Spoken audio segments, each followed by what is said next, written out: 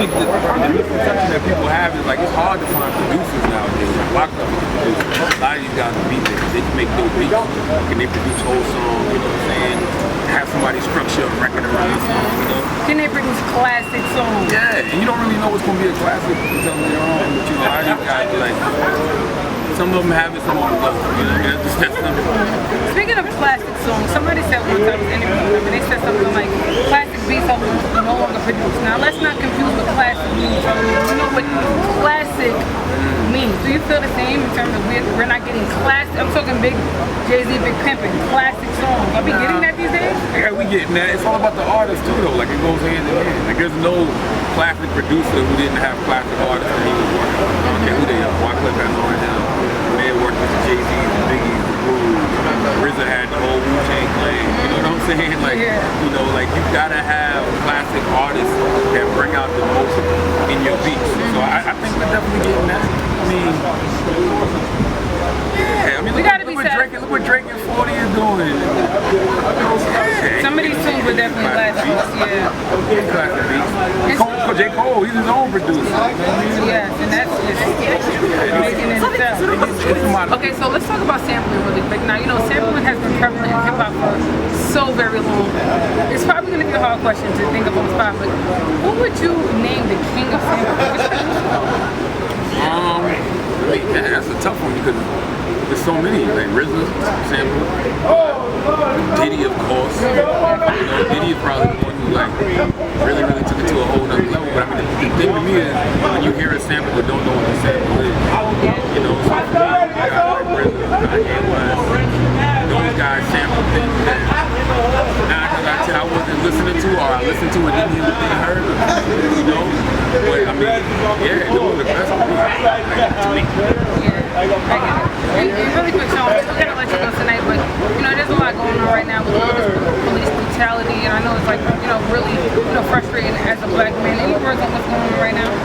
Yeah, man. I mean, it's a very uncomfortable time to be black in America, not just a black man, because black women are out here getting killed too. You know what I'm saying? So for me, it's uncomfortable, especially when you watch that situation in Minnesota, and you watch this brother who's a licensed gun owner, who had his permit with him, he had his license, he had his registration, he's telling the police officer, hey, I got my gun, I'm reaching for my wallet right now. He told the officer all of that and still got shot. So it's like, you can still get shot for following procedure?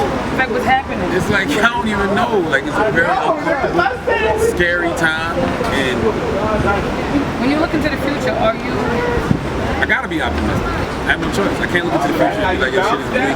It's just about to get really bad. I mean, I have to be optimistic. I have to believe that things will change. You know what I mean? But things aren't gonna change without some bloodshed. Hey, no, I told y'all so.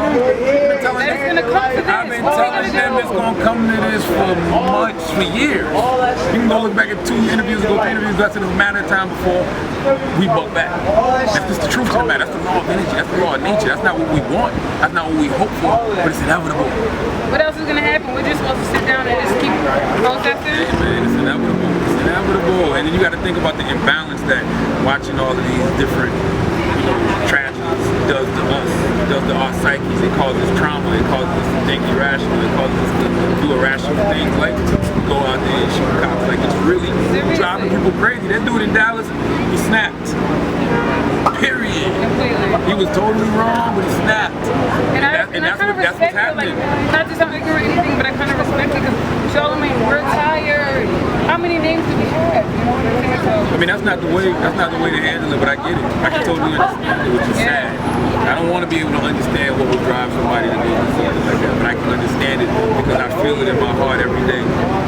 I get anxiety when I see the police officers now. That's not how I'm supposed to feel.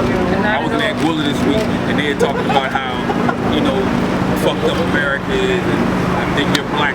We're standing away from America right now because of the law enforcement. You saw the guy, Bahamas released a statement telling anybody from Bahamas who's coming to America that's a black male, be careful when you come to America, especially when you have encounters with the police. It's embarrassing. It's embarrassing. So it's an uncomfortable time. We're going to have a lot of uncomfortable situations. We're going to have to make a lot of people feel uncomfortable, but things are going to get better. Like I said, let's keep being optimistic. Let's just hope for the best and hope that we get through this and that change and justice will be served. Absolutely. Charlemagne, it was a pleasure. So